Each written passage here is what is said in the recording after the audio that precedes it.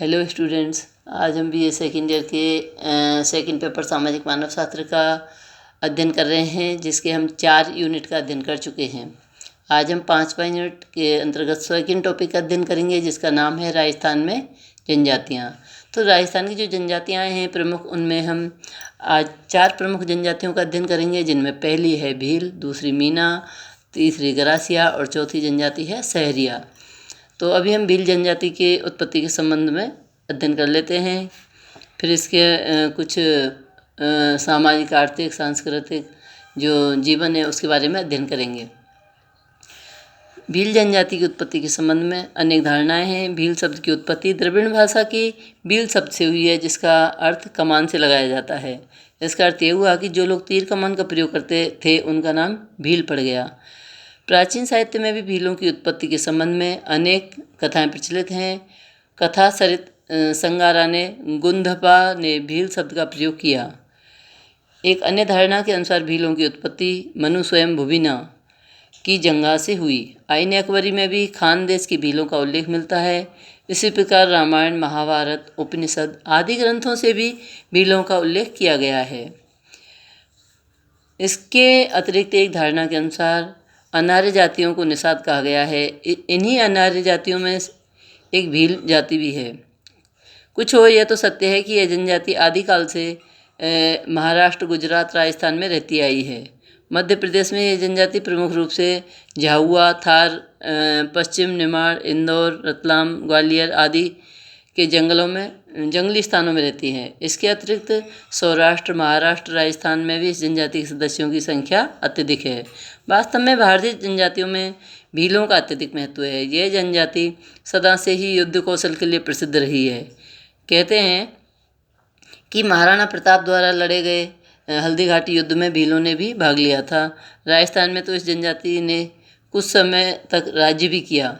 फिर भी अंग्रेजी शासन ने भीलों के दमन के लिए काफ़ी प्रयास किया, परंतु उसे सफलता नहीं मिली।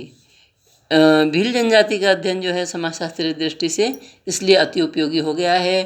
तो हम सबसे पहले आज हम भौतिक संरचना का अध्ययन करेंगे कि भीलों की भौतिक संरचना क्या रही है। भील जनजाति के सदस्यों का कद 4 से 5 फुट के बीच होता है। इस अर्थ में वे नाटे कद के होते हैं। शरीर का रंग काला, गहरे काले और घने घुंघराले बाल, चपटी नाक, चौड़ा चेहरा, बड़े नथुने, गठा बदन आदि इस जनजाति की शारीरिक विशेषताएं हैं। यह जनजाति भ्रमण प्रिय अधिक है। कुछ समय से यह एक बस्ती बनाकर रहने की अभ्यस्त हो गई है। ये लोग पहाड़ी स्थानों पर बांस और पत्थरों से झोंपड़ी बनाकर रहते हैं। कपड़े काफ़ी कम पहनते हैं। पुरुष लंगोटी और सिर पर केवल साफा बांधकर ही अपना काम चलाते हैं। स्त्रियां अंगरखा नामक वस्त्र पहनकर अपने तन को ढकती हैं। इनके वस्त्रों में लाल रंग का लहंगा, ओढ़नी प्रमुख हैं। पैरों में गिलट, कांसे और पीतल के भारी जेवर भी पहनती हैं। पुरुष और बच्चे भी जो है हाथ और पाँव में लोहे और गिलट के कड़े पहनते हैं। ये लोग बाल लंबे रखते हैं और कभी कभी विशेष प्रकार से इन्हें संवारते भी हैं। इस जनजाति के लोग मक्का, प्याज, ज्वार, जौ, सांवा, लावा, कूरा, मांस आदि का भोजन करते हैं। मदिरापान इनका एक विशेष प्रिय पदार्थ है। मकई, जौ, महुआ आदि की कच्ची शराब बनाकर भील लोग स्वयं पीते हैं और देवी देवताओं को चढ़ाते हैं। इनकी एक पंचायत होती है, जिसके कुछ पंच तथा एक प्रधान यानी पटेल होता है। ये जनजाति के बुजुर्ग ही होते हैं। जनजाति में उठे विवादों का निर्णय पंचायत करती है और इसका निर्णय ही अंतिम होता है। भील जनजाति की प्रकृति काफ़ी निडर होती है और स्त्रियां और जो बच्चे होते हैं उनको तीर कमान चलाना आता है, ताकि जंगली जानवरों और अन्य खतरों से भी अपनी स्वयं रक्षा कर सकें। इसके बाद हम अध्ययन करेंगे आज सामाजिक जीवन का, यानी भीलों का सामाजिक जीवन किस प्रकार का होता है। तो इसको जो है प्रमुखतः उपबिंदुओं में वर्गीकृत किया गया है सामाजिक जीवन को, जिनमें पहला है सामाजिक स्तरण और विविधीकरण, दूसरा है सामाजिक संगठन के स्वरूप, तीसरा है पारिवारिक संगठन और चौथा है विवाह संस्था। इसके अंतर्गत जो है प्रमुख बिंदुओं को संक्षिप्त में अध्ययन करने का प्रयास करेंगे।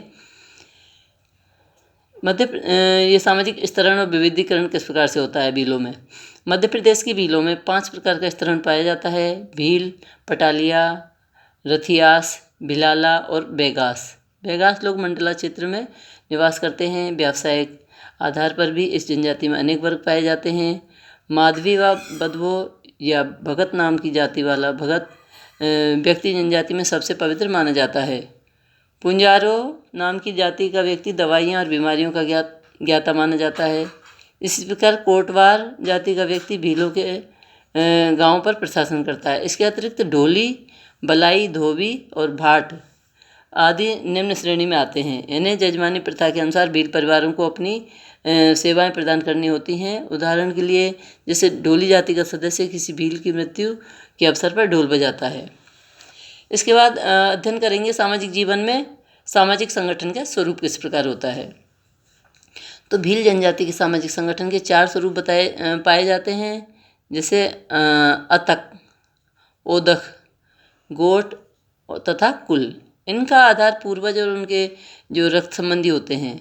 ये रक्त संबंधी समूह उन स्त्रियों को भी सम्मिलित करते हैं जो एक ही गोत्र के वंशजों से विवाह संबंध स्थापित करती हैं। इसके अतिरिक्त भीलों के गांव संगठन भी पाए जाते हैं जो अधिकतर गोत्र के आधार पर विकसित होते हैं। गांव संगठन का एक प्रधान होता है जिसे तादवी कहा जाता है। इसी मुखिया को राजस्थान के भील मुखी तथा खानदेश के भील बासावी के नाम से पुकारते हैं।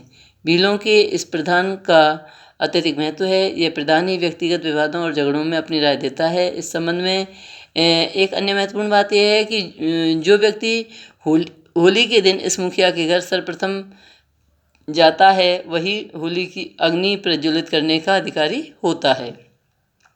इसके बाद सामाजिक जीवन के अंतर्गत हम अध्ययन करेंगे पारिवारिक संगठन का। सामाजिक संरचना का एक महत्वपूर्ण आधार परिवार है। एक विद्वान समाजशास्त्री कहते हैं कि मानव समाज का इतिहास परिवार का ही इतिहास है, क्योंकि मानव जीवन के प्रारंभ से परिवार उसके साथ है। वास्तव में परिवार ही समाज की प्रारंभिक इकाई है। इसी प्रकार की संस्था को भील लोग अति महत्वपूर्ण दृष्टि से देखते हैं। इनके यहाँ परिवार का संयुक्त रूप पाया जाता है। भील जनजाति में एक ही परिवार में माता पिता, पति पत्नी, पुत्र पुत्री, पौत्री पौत्र, पुत्रवधू सभी निवास करते हैं। कुछ विशेष परिस्थितियों में विवाहित पुत्र संयुक्त परिवार से अलग अपना निवास बनाने की सोचता है, परंतु अलग निवास करने पर भी पिता का नियंत्रण उस पर रहता है। इसके बाद हम अध्ययन करेंगे सामाजिक जीवन के अंतर्गत विवाह संस्था का, कि भील जनजाति विवाह संस्था को अत्यधिक महत्व प्रदान करती है। ये लोग विवाह संबंध स्थापित करके पारिवारिक जीवन बिताने के अभ्यासी हैं। इन लोगों में विलंब विवाह की प्रथा पाई जाती है। साधारणतः ये लोग एक विवाही होते हैं, यद्यपि बहुविवाही के विरोधी भी नहीं हैं। स्त्री भी पुत्र न होने पर दूसरा विवाह कर सकती है। विवाह संबंध का निर्धारण परिवार या समूह के मुखिया द्वारा किया जाता है। सगाई की प्रथा भी इन लोगों में प्रचलित है। इस जनजाति के विवाह संस्कार पर हिंदुओं का पर्याप्त प्रभाव झलकता है। फिर भी साधारणतः ये अपने लोगों में विवाह के पूर्व तेल, आटा, हल्दी द्वारा बनाए गए उपटन को लड़का लड़की अपने शरीर पर मलते हैं। विवाह के एक दिन पूर्व से लड़का लड़की दोनों ही मौन धारण कर लेते हैं। मौन धारण करने की इस प्रथा को भील लोग बाना कहते हैं। विवाह के दिन भर अपने सगे संबंधियों के साथ जुलूस बनाकर वधू के निवास स्थान पर जाता है।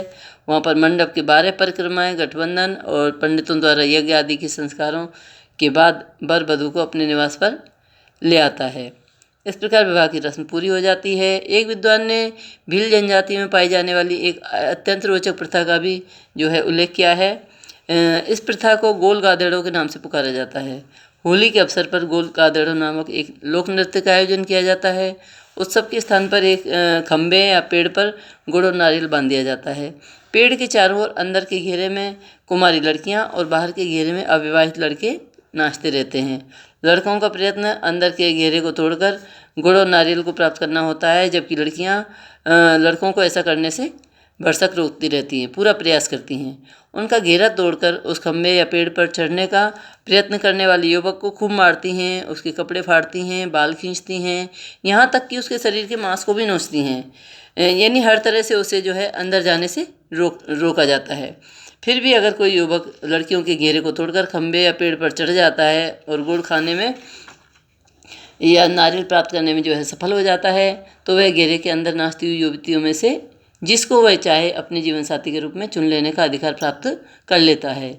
यहाँ तक कि विवाह साथी चुनने के तरीकों का जो प्रश्न है, इस जनजाति में सहपलायन विवाह, सेवा विवाह, शक्ति द्वारा विवाह आदि पाए जाते हैं।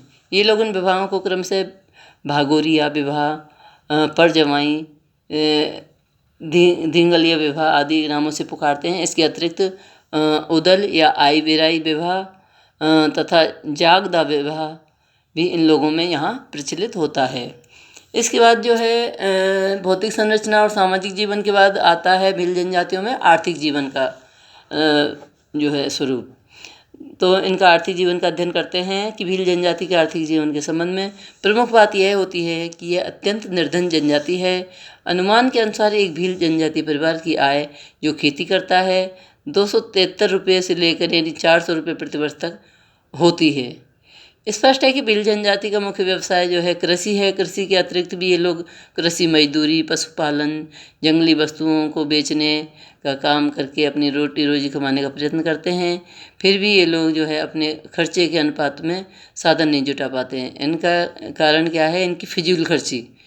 इस जो कारण इनके आंकड़े जो प्राप्त होते हैं उनसे पता चलता है कि एक भील परिवार का औसत व्यय जो है 831 रुपया होता है अक्सर।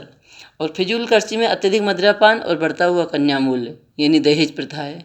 इस जनजाति में कन्या मूल्य 400 रुपये से लेकर 2000 तक होता है। इस प्रकार विवाह उत्सव और अन्य सामाजिक उत्सवों पर ये लोग मदिरा का अधिक से अधिक प्रयोग करते हैं।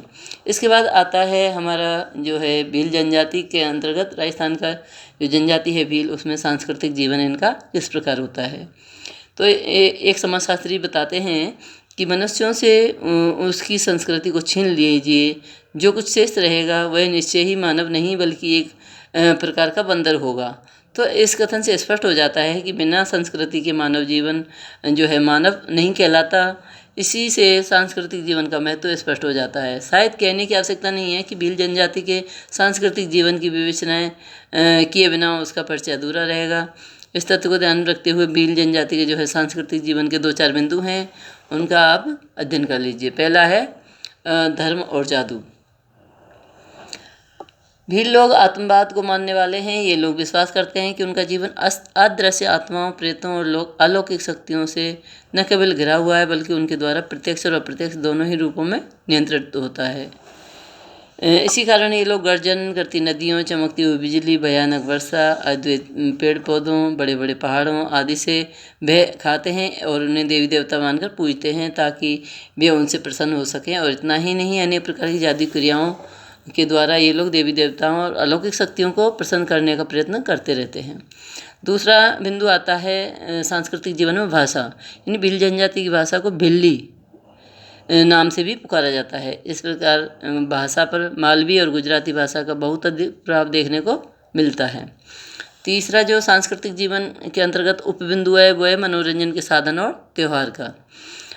इस प्रत्येक समाज में इस प्रकार की कुछ ना कुछ व्यवस्था होती है जिसके द्वारा उस समाज के सदस्य मनोरंजन कर सकें। आधुनिक सभ्य समाजों में मनोरंजन के अनेक नए नए साधनों का विकास हो रहा है, परंतु सभ्य समाजों में कुछ मनोरंजन के साधनों जैसे चलचित्र आदि में आज भी आदिम लोगों के नृत्य और लोकगीतों का प्रदर्शन किया जाता है।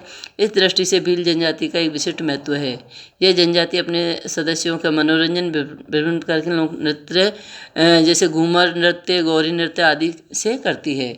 इन नृत्यों की नकल चलचित्रों में भी देखी जाती है। जो आजकल सिनेमा है वहाँ तक इनका जो है नृत्य देखा जाता है। इसके अतिरिक्त लोक कथाएँ, चुटकुले, कहानियाँ, मेले और त्यौहार आदि अन्य अनेक ऐसे साधन हैं जिनके द्वारा जनजाति के लोगों का मनोरंजन होता है। दिवाली, होली, दशहरा, मकर संक्रांति आदि इस जनजाति के प्रमुख त्यौहार होते हैं। दशहरा पे ये लोग नकली लड़ाई का भी आयोजन करते हैं। मेले के अवसर पर युवक युवतियाँ बिल्कुल स्वतंत्र रूप से जो है सम्मिलित रूप में घूमते फिरते हैं। इस अवसर पर ये अपने विवाह साथी का भी चुनाव कर सकते हैं। इस प्रकार से यह जो त्यौहार है इनका वो 7 दिन तक मनाया जाता है, जिसमें युवक युवतियों को अपना विवाह साथी चुनने का भी अवसर प्राप्त होता है। इसके बाद हम अध्ययन करेंगे मीणा जनजाति का।